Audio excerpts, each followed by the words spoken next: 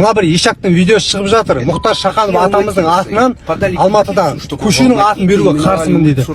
Бұның себебі Мұхтар Шаханов атамыз кезінде орыс тілі мемлекеттік тіл болып кетейін деп тұрғанда, сол үшін күресіп, сол үшін шырылдап, мемлекеттік тіл қазақ тілі болу үшін күрескендіктен бұл ешаққа жақпай қалғанда, сол үшін Мұхтар Шаханов атамызды желтоқсандағы бандиттер деп атап, аузына келгенін айтып жатыр. Біз қазақ момынбыз ғой.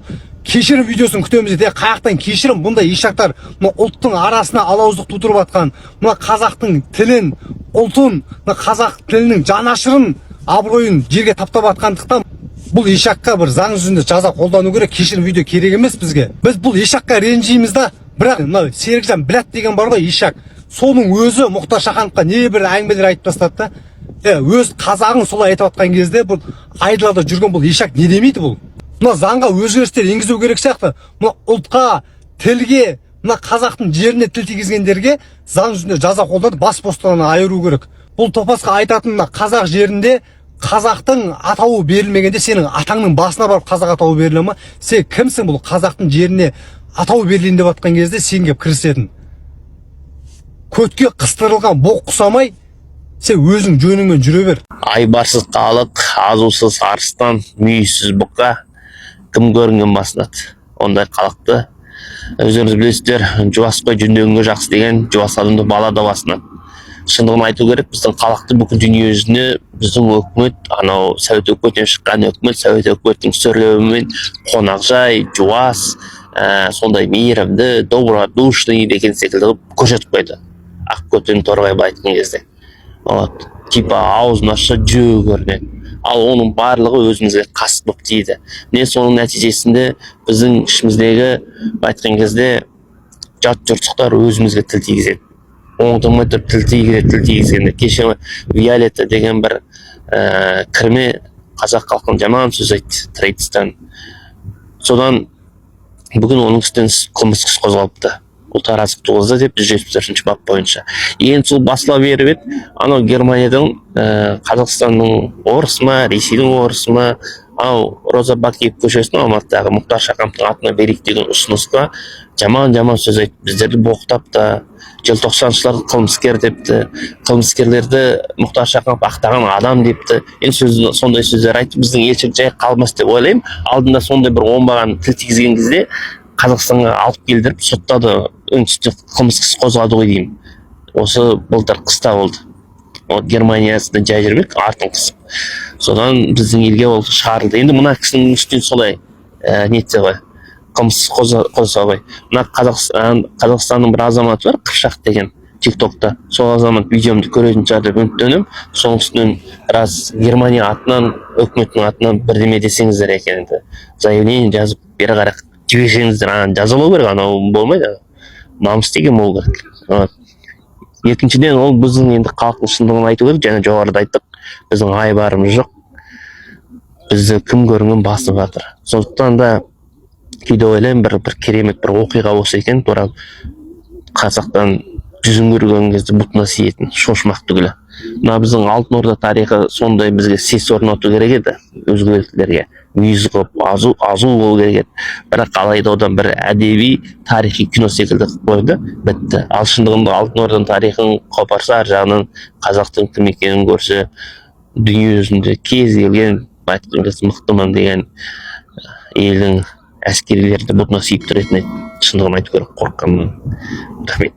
Мұхтар Шахановқа көше атын беру үлкен шығынға әкеледі. Марқұммен қимай қоштасқан жұрттың бастамасына қатысты мәжіліс депутаттары осылай деп отыр. Мәжіліс депутаттары да Мұхтар Шахановтың есімі елесінде мәңгі қалу керек дейді. Бірақ Роза Бакиев көшесі деген атауға жұрт әбден үйреніп қалғанын айтады. Бұған қоса Данияр Қасқарауов бұл өзгеріс бюджетке үлкен шығын әкелуі мүмкін деп отыр. Ал әкімдіктегілер қандай да бір көшені Шахановтың атына өзгерту тез шешіле қоятын мәселе емес дейді. Оның үстіне тұлғалар атын ұлықтау үшін қайтыс болғанына 5 жыл өткен болуы шарт екен. Ассалаумағалейкум, мынаны тыңдадыңыздар. Енді қазақтың тау тұлғалы ақынына, қазақтың біртуар азаматына халық болып жаңағындай қол жинап жатыр екен ғой. Бір көшенің атын берейік деп. Десе біздегі билік, енді 3 биліктің біреуі депутаттар ғой, заң шығарушы билік. Солардың айтқан уәжін қара. Шында да таң қаласың. Шында бұлар жаңағы қол қойып кнопка басқаннан арыға бара алмайды ау деген ойға қаласың. Не деген соғырша, ертең айтқан сөзінің салдарының қалай болатынына жауап беремін ау деген ой жағау деймін. Қандай адамдар жиналып алған бізде, соған мен таң қалам. Айтады жаңағы депутатымыз айтады, ол үйреніп қалды, осы күнге дейін халық солай қалай берсін дейді. Сондай да сөз бола ма? Онда баяғыда совет үкіметінде үйреніп қалған аттың бәрін қалдырмадық онда. Ана Голошокин, Фурманов, Чапаев, Комсомольский дегеннің бәрін ағып аударып жүріп отырмыз.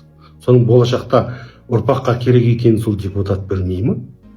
Екінші жағынан айтады, ақша үлкен көп көлемде қаражат кетті дейді. Енді біз болашақ ұрпаққа инвестиция жасап, болашақ ұрпақта қазақтың келешегін салмағанда ол ақшаны көрік алып кетеміз ба? Мен таң қаламын осы биліктегілерге. Сол үшін бүгінгі бар ақшаны сондайға жұмсау керек еді ғой. Шында да қарапайым қазақтың азаматы ретінде біздің осы биліктегілердің сөздеріне қарап, шында да қарның ашады. Тағы да Алматы қаласының жаңағы бір биліктің өкілі айтады, негізі адам қайтыс болғаннан кейін 5 жылдан кейін сол барып ұлықтауға болады, көш атын беруге болады дейді. Ал енді біз тірі жүрген президентке көш атауын бердік қой. Ал тұрма қала атауын беріп, қайтадан ауыстырып, ол кезде неге ақша кетеді деп ешкім шуламады.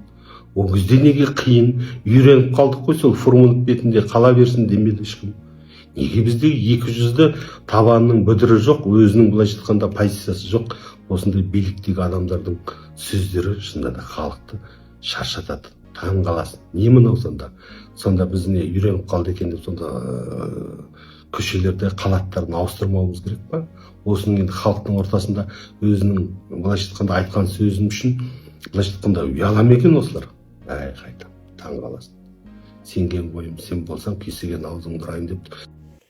Армысыз қазақ, құрметті қазақ халқы. Мынау Мұхтар Шаханов көкеміздің атынан қаншама сөздер айтып, жала жауып отырған Серікжан Біләш деген, Біләш па атын да білмейміз, шын атын да білмейміз. Қаншама айбат сөздер айтып жатыр. Соны тоқтататын өкімет бар ма, жоқ па? Не деген сұмдық мынау. Дәлелсіз бұл кісіге жала жауып отыр. Не деген сұмдық. Біз ол кісінің әндеріменен, өлеңдеріменен сусындаған ұрпақпыз. Айналайын Серікжан Біләш, саған пиар керек па? Или атағың шықпай жүр ма? Нең бір Мұхтар Шаханов деген оның халықтың махаббатынан ажырата алмайсыз. 10 жерден сөзіңіз от болса да, басқа болса да, не деген сұмдық мынау? Неге тіліңізді тартпайсыз? Қайтыс болған адамның артынан осындай сөздер айтыла ма? Айналайын-ау, қандай адамсыз? Мұхтар Шахановтың сен бір тырнағына татымайсың, сен бір ісін істеген жоқсың ғой сен. Қандай адамсыз сіз? Айналайын қалқым, Серікжан Біләшқа бәрімізге шығып бойкот жаралайық.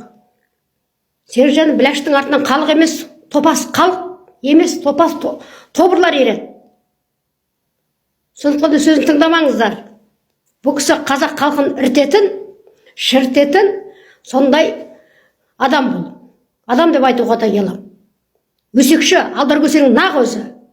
Шетелде жүріп, аузына келгені боқ сөздерді айтып отыр. Мұхтар Шаханов көкеміз сияқты не істедің сен қазақ халқына? Не істедің сен? Мұхтар ағамыз мінбеде тұрып, Мәскеудің мінбеде шындықты айтқан жоқ па? Сенің шындығың сол атақты адамдардың көтін ашу ма? Димашқа тиісесің, Бекболат ағамызға тиісесің. Қазақтың нағыз ұлт жанды адамдардың бәріне тиісіп біттің сен. Ятсыз.